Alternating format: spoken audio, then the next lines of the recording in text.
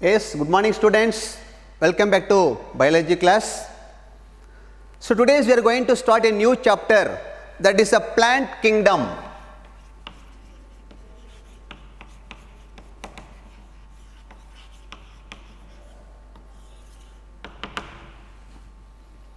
This is also called metaphyta.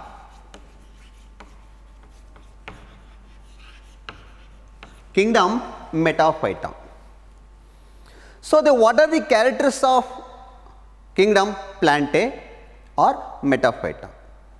So they are multicellular,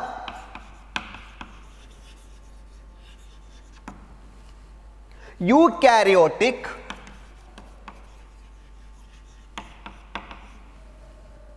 autotrophic,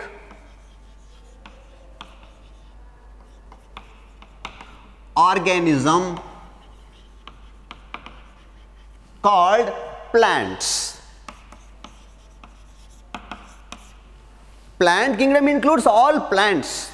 They are multicellular and eukaryotic and autotrophic. You know, multicellular, that is the plant body is made up of many cells, and eukaryotic means they are having a true nucleus. Then autotrophic means they are show autotrophic nutrition, that means they prepare their own food, photosynthetic nature. Okay, then the plants are fixed to the soil, that means they are non-motile. They are non-motile. They are fixed to the soil with the help of roots or rhizoids. But some plants, like aquatic plants, are free floating. Aquatic plants are free floating. Okay, then the plant body may be thalloid, that means the plant body is a thallus with no differentiation of root, stem and leaf, and or the plant body is clearly differentiated into root, shoot and leaf. Okay, then so I told that plants are autotrophic. Some exceptions are there. Some plants are heterotrophic. Very few. Some are heterotrophic, that is insectivorous plant, not completely parasite, partially depends on other organism, especially they depends on insect. For nitrogenous compound, they are commonly called insectivorous plant. Insectivorous plant, Nepenthes, Drosera, etc. Even some plants, total stem parasite, that is Cuscuta. Cuscuta is a total parasitic plant. Okay, then they are either vascular or non-vascular plants. Vascular or non-vascular plants. That means some plants having vascular tissues like xylem and phloem to conduct water and food. Some are non-vascular plants without xylem and phloem. Okay, then the plant shows indefinite growth. Indefinite growth. That means the plants grow continuously throughout the life, because they are having a meristematic tissue in the growing region. They continuously multiply and produce new cells. So the growth is continuous. Indefinite growth. Growth continues till the death of the plant body.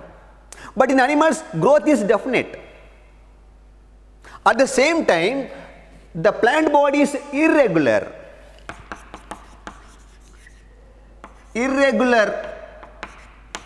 body, irregular body, because of the occurrence of branches. It's clear. So these are the characters of multicellular eukaryotic autotrophic organism. They are non-motile because they are fixed to the soil with help of roots. Then the plant body is differentiated or without differentiation. That means that some plants are thalloid condition, dorsiventrally flattened, some are differentiated into root, stem and leaf. Then some are heterotrophic, very few are heterotrophic. That depends on other organism for food, especially insectivorous plant that depends on other organism, especially insect for nitrogenous compound. Some plants are total parasite, example is mosquito, and they are either vascular or non-vascular plants. Then the growth is indefinite. Growth is indefinite and the plant body is irregular because of occurrence of branches. Then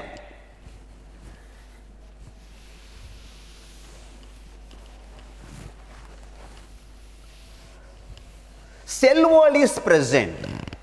This is very important, a unique character in plants that is absent in animals. Cell wall is present. Cell wall is present, made up of cellulose.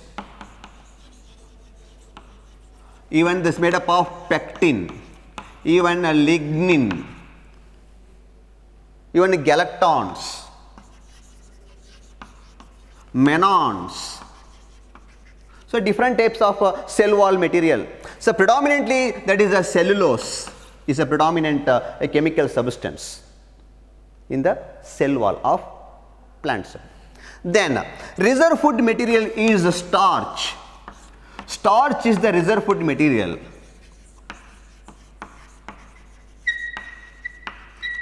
In plants. Okay. Then they reproduce by three different methods. The three modes of reproduction, that is the methods of reproduction, that is reproduction by three methods. Number one, vegetative reproduction. Vegetative reproduction.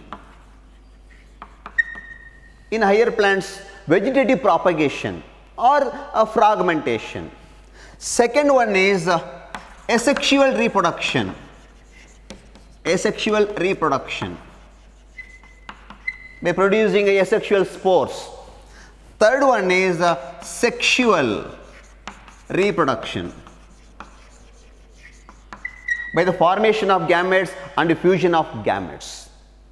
The three methods of reproduction are shown by plants. Next, the life cycle of plant has two phases. Two phases in a life cycle. Two phases in life cycle, that is diploid sporophytic phase. I will write a 2N. Diploid sporophytic. Diploid sporophytic phase and haploid gametophytic phase. There are two phases. Haploid sporophytic, haploid gametophytic, diploid sporophytic phase. They alternate with each other. That means the sporophytic generation, they produce spores. The spores are developed into gametophyte. The gametophyte is haploid. The gametophyte generation produce gametes. The gametes are fused to form zygote. Zygote once again develop into sporophyte. This type of life cycle is called alternation of generation. Alternation of generation. That is an important character in kingdom Plantae. Okay, so these are all the important characters of kingdom Plantae. Is it clear? Next, after knowing the characters of kingdom Plantae or Metaphyta, Just you must know the basic classification of plants. Okay. So the plants is mainly classified into two categories. One is aquatic plants. Aquatic plants. Another one is terrestrial plants. That means land plants. Terrestrial plants or land plants. Aquatic plant includes algae. That includes algae. That includes a green algae,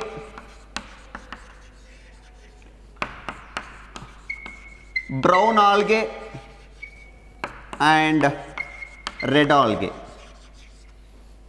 They are aquatic in nature, aquatic habitat. We can find in aquatic medium. Land plants is once again classified into two groups based on the presence and absence of vascular tissue. That is the presence of xylem and phloem or absence of xylem and phloem. There are two types. One is bryophyta. That includes mosses and liverworts. Bryophyta. That means the bryophytes without vascular tissue. Xylem and phloem is absent. No vascular tissue, no conducting tissue. Is it clear? Another group of plants, that is the Tracheophyta, with xylem and phloem, with vascular tissue. This is without vascular tissue, this is with vascular tissue. Here no vascular tissue. Here with vascular tissue. With vascular tissue. That means they have xylem and phloem. Once again, this Tracheophyta is classified into two groups based on whether they produce spores or seeds. That depends on the reproduction. Once again, this Tracheophyta is of two types. That is Pteridophyta. Pteridophyta. That is spore producing. They produce spores. Then Tracheophyta is another type of group of plants, that is Spermatophyta.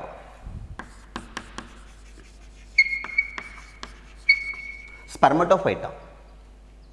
They produce seeds, sperma, seed, phyta, plants. Once again, this Spermatophyta is classified into two groups, that is gymnosperm and angiosperm. Gymnosperms and angiosperms. That means depends on the seed whether it is closed or exposed. The gymnosperms, they are naked seeded plants. That means seeds are not covered by a fruit wall. But in angiosperms, the seeds are enclosed within the fruit wall called pericarp. This is a broad classification. That means the plants are classified into two categories, two groups. One is aquatic plants, another one is terrestrial plants or land plants. Aquatic plants, that includes algae. Once again, the land plants are of two types, that is Bryophyta without vascular tissue and Tracheophyta with vascular tissue. Tracheophyta is once again classified into two groups based on the reproduction, the mode of reproduction, that is spore producing sporophyte, that is Pteridophyta. Another one is the seed producing Spermatophyta. Spermatophyta is once again divided into two groups of plants. One is gymnosperms, another one is angiosperms. Gymnosperms are naked seeded plants, angiosperms are closed seeded plants. That is a flowering plants. Is it clear? Okay. Next, another type of classification of plants based on organization. That is, the plants are classified into two groups, the two categories. One is cryptogams and another one is phanerogams. Cryptogams, another one is phanerogams. These are two groups of plants. Okay. This is based on spore producing and seed producing plants. That means phanerogams are nothing but what? That is a spermatophyta, or it is nothing but what? Spermatophyta. So in the cryptogams, once again they are classified into three groups. That includes, one is Thallophyta, second one is Bryophyta, third one is Pteridophyta. Thallophyta means that is plant body is a thallus, not differentiation. The plant body is not differentiated into root, stem and leaf, especially they are algae. So Bryophyta, you know that includes mosses and liverworts. Pteridophyta, actually they are having a root, stem and leaf, that is includes ferns. Clear? Then phanerogams, nothing but spermatophyta, they produce seeds. Once again the spermatophyta is categorized into two groups. One is gymnosperms, that is nothing but what? Naked seeded plants. Another one is angiosperms. That means closed seeded plants. Closed seeded plants. Nothing but flowering plants. Is clear? This is a simple classification. That is, plants are classified into two groups. One is cryptogams, another one is phanerogams, nothing but spermatophyta. The cryptogams, they are spore producing, that is Thallophyta, Bryophyta, Pteridophyta. Phanerogams, that is a seed producing, they are seed producing.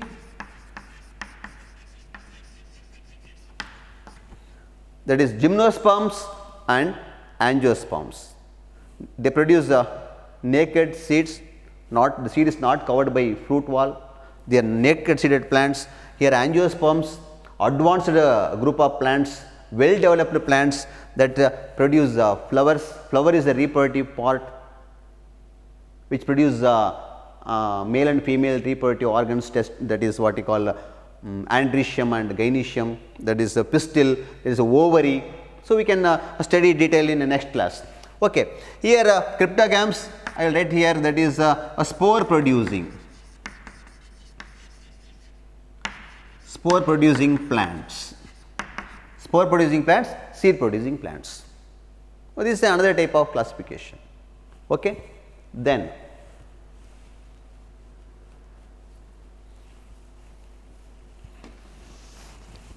after knowing this, the two types of classification, you have the basic idea about the classification and what type of plants, whether they are spore producing plants or seed producing plants, whether they are thalloid, where the plant body is differentiated in root, stem and leaf, whatever it may be. So for our NCERT, we follow R.H. Whitaker's 5 kingdom system of classification. Is it not? So according to R.H. Whitaker, there are 5 kingdoms. Can you remember? Monera, Protista, Mycota, Plantae, Animalia.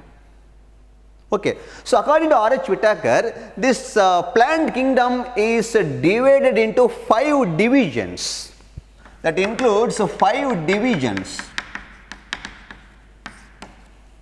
That is the division. That is algae. Second one is Bryophyta. Third one is Pteridophyta. Fourth one is Gymnosperms. And last one, fifth one is Angiosperms. These are the 5 divisions. That is according to R.H. Whittaker's 5 kingdoms of classification. So, in this chapter, we are going to discuss about what are the characters of algae and their classification, examples, and their economic importance. Similarly, in the Bryophyta, division Bryophyta, what are the characters of bryophytes, classification, examples, and uses. That means economic importance. Similarly, Pteridophyta, their characters, their classification with examples. Then similarly, Gymnosperms, characters of Gymnosperms, classification of Gymnosperm with some specific examples. Then Angiosperms, characters of Angiosperms. And once again, this Angiosperm is a detail studied in another chapter, in the next unit. That is a structural organization in plants and animals. That is a morphology of flowering plants, anatomy of flowering plants. So, in this chapter, we are going to study detail about Angiosperms. Okay, students, in next class, we are going to study one by one. Okay, thank you, bye.